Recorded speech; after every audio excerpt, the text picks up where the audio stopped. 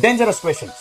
જ્યારે તમને આવી રીતે કોઈ દેખાય કે વર્ગમૂળમાં 6 under root 6 under root 6 under root 6 under root 6 multiplication હોય, વચ્ચે અહીંયા સંબંધ ગુણાકારનો હોય, તો બહુ જ સિમ્પલ છે. છાપરું કાઢી નાખો, જવાબ આવી જાય તમારો 6.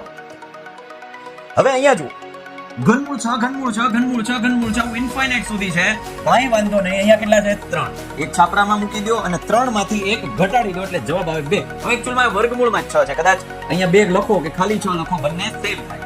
હવે આપણે નેક્સ્ટ જોઈએ કે ભાઈ અહીંયા શું છે? Fourth root of 6 fourth root of 6 fourth root એટલે ચોથું રૂટ, ચોથું મૂળ.